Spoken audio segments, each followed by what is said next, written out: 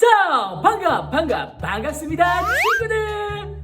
오늘도 하나님께서 은혜로운 말씀 속으로 저와 여러분들을 초대하셨습니다. 예!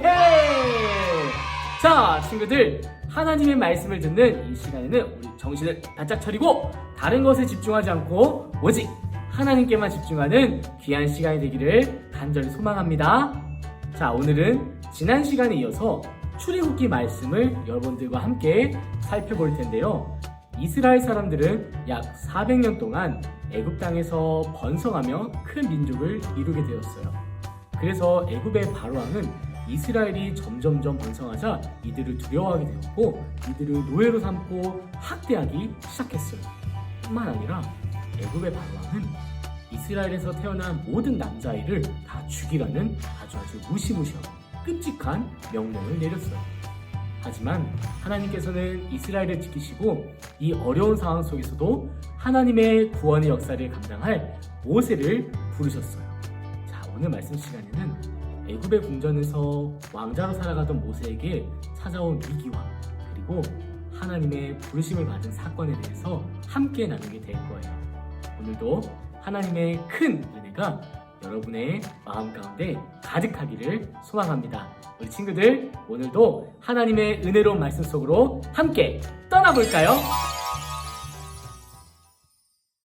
또 이르시되 나는 내 조상의 하나님이니 아브라함의 하나님, 이삭의 하나님, 야곱의 하나님이니라. 모세가 하나님 배웠기를 두려워하여 얼굴을 가리매 여호와께서 이르시되 내가 애굽에 있는 내 백성의 고통을 분명히 보고 그들이 그들의 감독자로 말미암아 부르짖음을 듣고 그 근심을 알고 내가 내려가서 그들을 애굽인의 손에서 건져내고 그들을 그 땅에서 인도하여 아름답고 광대한 땅, 젖과 꿀이 흐르는 땅, 곧 가나안 족속, 헷 족속, 아모리 족속, 브리스 족속, 히위 족속, 여부스 족속의 지방에 데려가려 하노라. 이제 가라. 이스라엘 자손의 부르짖음이 내게 달하고 애굽 사람이 그들을 괴롭히는 학대도 내가 보았으니 이제 내가 너를 바로에게 보내어 너에게 내 백성 이스라엘 자손을 애굽에서 인도하여 내게 하리라. 출애굽기 3장 6절에서 10절 말씀. 아멘.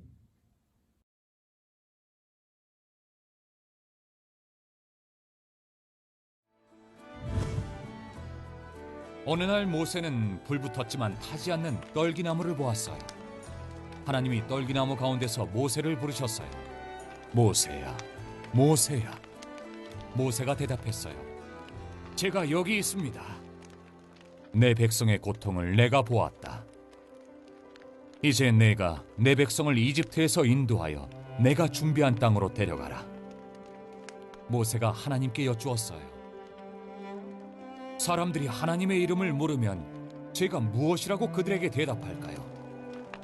나는 스스로 있는 자이니라. 가서 스스로 있는 자가 나를 너희에게 보내셨다라고 하라. 그들이 나를 믿지 않으면요? 모세가 물었죠. 그러자 하나님은 3가지 기적을 증거로 보여주셨어요.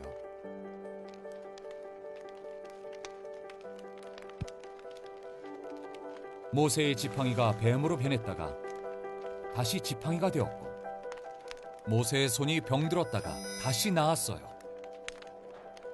만약 그들이 여전히 믿지 않거든 나일강 물을 조금 떠다가 땅에 부으면 그 물이 피가 될 것이라고 말씀하셨어요. 모세는 주저하며 말했어요. 오 주여, 보낼 만한 자를 보내소서. 그러자 하나님은 모세를 향해 화를 내셨고 형 아론을 모세와 함께 보내셨어요. 하나님은 그의 백성을 위해 모세를 부르셨어요. 모세의 부르심은 더 큰 부르심과 구원을 가리키고 있어요. 이 땅에 오셔서 하나님의 백성을 죄에서 구원하신 예수님의 부르심이에요. 모세와 예수님은 하나님의 명령에 순종해 그분의 구원 계획을 이루었어요. 모세는 하나님의 백성을 이집트의 노예 생활에서 구했고 예수님은 하나님의 백성을 죄의 노예에서 구원하셨어요. 모세는 바로의 딸에게 양자로 입양이 되어서 바로의 궁전에서 다른 이스라엘 사람들과는 다르게 보다 편안한 삶을 살게 되었어요. 하지만 모세는 항상 자신이 이스라엘 사람이라는 사실을 잊지 않고 항상 고생하고 어려움 속에 있는 이스라엘 백성들을 돌아보았어요. 그러던 어느 날 모세가 길거리에 나가게 되었는데 이스라엘 형제가 애굽 사람에게 학대받고 괴롭힘을 당하고 있는 거예요. 이 모습을 본 모세는 어떻게 행동했을까요? 아니, 우리 이스라엘 사람이 막고 있잖아. 저기요! 뭐? 저기요? 너 뭐야? 뭐 불만 있어? 그게 아니라 사랑의 매로 이스라엘 사람들을 때리느라 고생이 많으시죠? 그래서 준비했습니다. 비타 300! 자, 이 비타 300을 마시고 힘내세요. 그래야 때릴 때 스트레이트 어퍼컷 더 힘차게 때릴 수 있을 거예요. 이랬을까요? 아니에요. 모세는 그 상황을 참지 못하고 애굽 사람을 그만 죽이고야 말았어요. 이 사실이 바로의 귀에 들어가게 되자 모세는 궁전을 탈출해서 미디안 땅에서 숨어 지내게 되었어요. 모세가 숨어 지내는 동안 모세는 점점 애굽 땅에서 잊혀져 갔어요.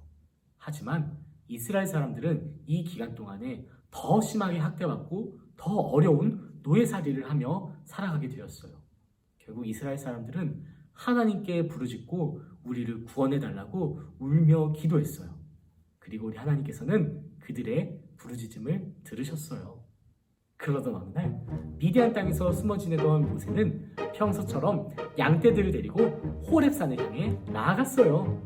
자, 양떼들아, 길을 잃지 말고 나를 잘 따라오너라. 오늘도 맛있는 풀을 뜯으러 가자꾸나. 하하하. 매. 그런데 모세 앞에 아주 놀라운 광경이 펼쳐졌어요. 떨기나무 한 그루가 있는데 거기에 불이 붙어 있었어요. 그런데 불이 붙어 있는데도 이 나무가 타지 않고 있는 거예요. 그리고 잠시 후에 어디선가 한 음성이 들려오기 시작했어요. 모세야, 모세야. 아니, 어디서 소리가 나는 거지? 그 누구십니까? 내가 서 있는 곳은 거룩한 땅이니 내 신을 벗어라. 나는 내 조상의 하나님이니 아브라함의 하나님, 이삭의 하나님, 야곱의 하나님이니라. 내가 애굽에 있는 내 백성의 고통을 똑똑히 보았고 또 괴로워서 부르짖는 소리를 들었다. 이제 내가 나의 사람을 보내어 이스라엘 자손을 애굽에서 이끌어낼 것이다. 오 하나님, 드디어 우리를 구원하시는군요. 할렐루야. 하나님, 그래서 누구를 보내실 겁니까? 바로 너다. 네? 하나님, 제가 잘 못 들은 것 같은데 누구라고요? 바로 모세, 너란다. 하나님, 제 귀가 좀 안 좋은 것 같아요. 나이가 많이 들어가지고요. 다시 한번 말씀해 주세요. 누구? 모세야, 나는 너를 선택했단다. 아니 하나님, 제가 무엇이라고 바로에게 가서 이스라엘 자손을 이끌어내겠습니까? 저는 할 수 없습니다, 하나님. 여러분, 모세가 떨기나무 앞에서 하나님을 만났을 때의 나이는 무려 80세였어요. 이미 젊었던 시절은 지나가고 늙은 할아버지가 돼 있었던 거예요. 아참, 모세가 하나님을 만났던 곳은 딸기나무가 아니라 떨기나무예요. 우리 친구들, 우리 엄마한테 가가지고 엄마, 우리 전도사님이 그러는데요, 모세 할아버지가 하나님을 글쎄 베리베리 스트로베리 딸기나무 앞에서 만났대요. 이러면 큰일 나요. 그러면은 전도사님을 다시는 못 보게 될지도 몰라요, 친구들. 자, 모세는 이미 팔팔하던 시절이 지나가고 이미 늙어버린 할아버지가 되어 있었지만 하나님께서는 그런 모세를 통해 하나님의 구원의 역사를 이뤄가길 원하셨어요. 그리고 자신이 없어하는 모세에게 하나님께서는 이렇게 말씀하셨어요. 내가 반드시 너와 함께 있을 것이다. 하나님은 모세를 결코 혼자 보내지 않으시고 모세와 함께 할 것이라고 약속하셨어요. 그리고 그런 모세에게 3가지 특별한 능력을 주셨어요. 첫 번째 능력은 지팡이가 뱀으로 바뀌는 능력이었어요. 모세야, 내 손에 있는 지팡이를 던져보거라. 이 지팡이를요? 네, 하나님, 알겠습니다. 에이! 멀리 던지지 말고 그냥 내 앞에 던지거라. 네, 하나님. 에이? 그랬더니 세상에나 모세가 던졌던 지팡이가 뱀으로 변하게 된 거예요. 이렇게요. 그리고 그 뱀의 꼬리를 잡자 다시 지팡이로 돌아오게 되었어요. 그리고 하나님께서 모세에게 주신 두 번째 능력은 모세의 손이 나병에 걸렸다가 또다시 낫게 하는 능력을 주셨어요. 모세야, 내 손을 품에 넣어보거라. 네, 하나님. 이럴 수가. 하나님, 제 손에 나병이 생겼어요. 어쩜 저한테 이럴 실수가 있어요. 하나님, 저를 낚으시다니요. 이제 나는 죽었다. 모세야, 너의 손을 다시 품에 넣어보거라. 모세가 손을 다시 품속에 집어넣자 손에 있었던 나병이 싹 사라지게 되었어요.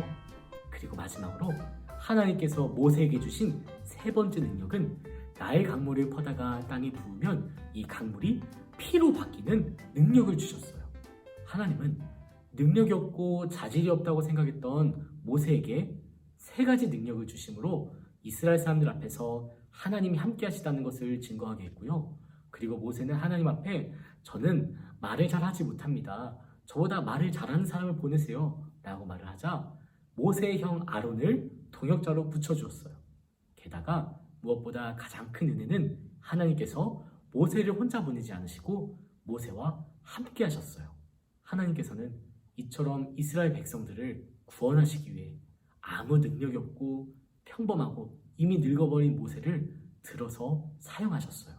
지극히 평범하고 특출한 능력이 없이 이미 늙어버린 모세였지만 하나님께서 그와 함께 하셨고 모세는 함께 하시는 하나님을 통해 놀라운 출애굽의 역사의 리더가 되었어요.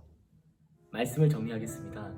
사랑하는 일장년부 예배자 여러분, 하나님께서는 이스라엘 사람들이 고통 속에서 하나님께 울부짖을 때 그들을 모른 척하지 않으시고 모세를 들어 사용하심으로 그들을 어려움 속에서 구원해내셨어요.